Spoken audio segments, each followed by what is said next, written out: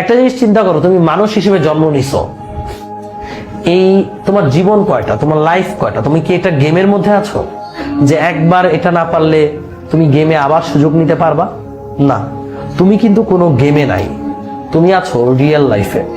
তোমার জীবন একটাই, তোমার সুযোগ একবারই থাকবে। তোমার বুয়েটে চান্স পাওয়ার, মেডিকেলে চান্স পাওয়ার, ঢাবিতে চান্স পাওয়ার সুযোগ একবারই থাকবে। তোমার জীবনকে সুন্দর করার সুযোগ একবারই পাবা। তোমার লাইফ ইজ ওয়ান টাইম। আমি সবসময় চিন্তা করি মানুষের লাইফ অবশ্যই অর্থবহ হওয়া উচিত।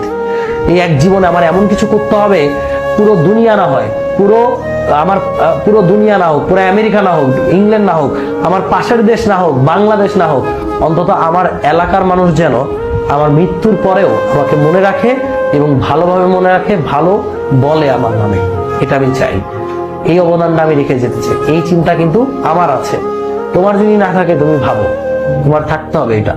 তুমি যদি অবদান কোনো কিছু না রাখতে পারো, তুমি যদি তোমার মৃত্যুর পর তোমার নামটা সবার মাঝে না রেখে যেতে পারো, তাহলে তোমার জন্মটা নিরর্থক। তোমার দেখিয়ে দিতে হবে যে না, আমি পারি এবং আমি আমাকে দ্বারা সম্ভব।